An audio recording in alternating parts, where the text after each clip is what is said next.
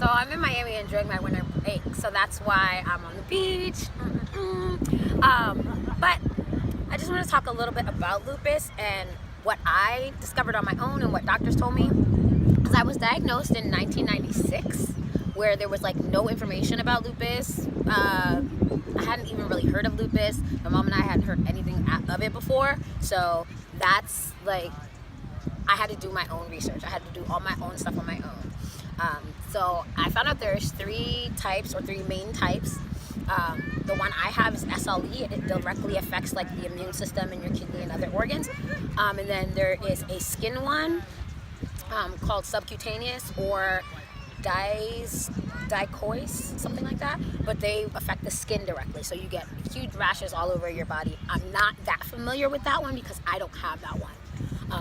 But the one I have is SLE, affects my immune system. So the way that I was explained it when I was 11 years old by my pediatricians is when you're sick, your immune system, if you have a cold, fights off the bad cold.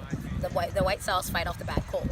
But in a lupus patient, your cells that are fighting all the time. They're fighting constantly, so they're fighting themselves even when you don't have an issue, even when you don't have a cold, even when you don't have something to fight, they're fighting themselves.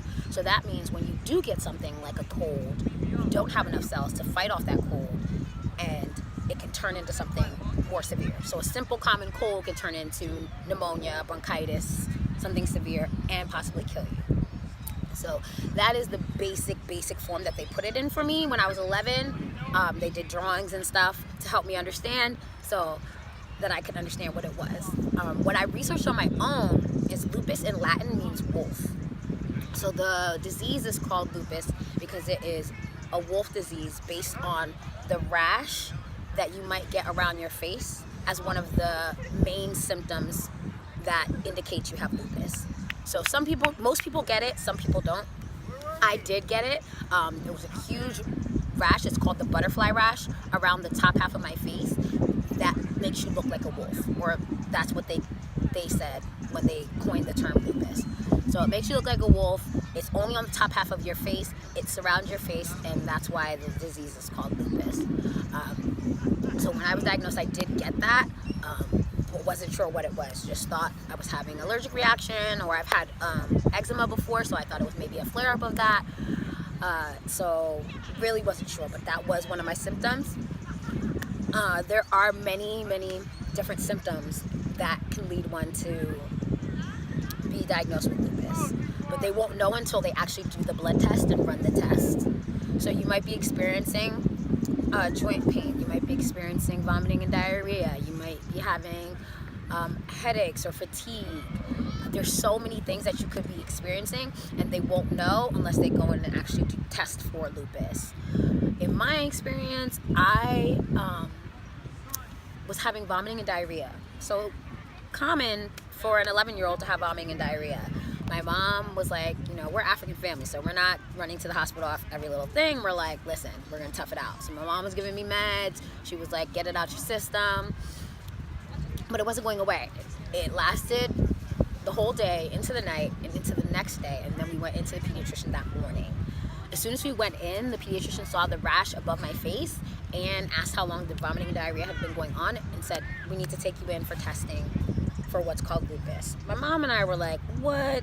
That makes no sense. What is lupus? You're making it up. Because no one had ever heard of that. Like, what is that? We thought, okay, maybe we have good insurance. Maybe they want our money.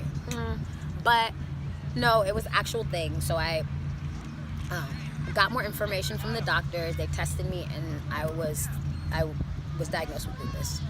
So that was my first encounter with lupus. It wasn't something that I was told of before, anything that I've heard of before. I did have an episode prior to that in 4th grade. So I was in 4th grade, and I was having some issues when I would urinate. And I went in for testing with my pediatrician, and they found protein in my urine. So when they did the testing, they found protein in my urine. So protein was leaking from my kidneys into my urine. And that was one indicator of lupus, but they at the time didn't know that. That was way too early. No one really had studied on that, so they didn't know that. but they did put me on prednisone. So I was really, really thin little girl and blew up overnight and had to take this prednisone medication to try to stop the flow of the protein from my kidneys. Nobody diagnosed me at that time. No one said anything about lupus. They just said, okay, you probably have some mild form of kidney disorder of some sort. But there was no diagnosis, there was nothing. It was just, we're gonna put you on prednisone for a little bit and take you off. So technically then, they probably should have known about the lupus then, but I wasn't actually fully diagnosed till I was 11 years old. So, again, once I had the butterfly rash, they went in for testing. They did test my urine. It still showed traces of the protein in leaking from my kidneys.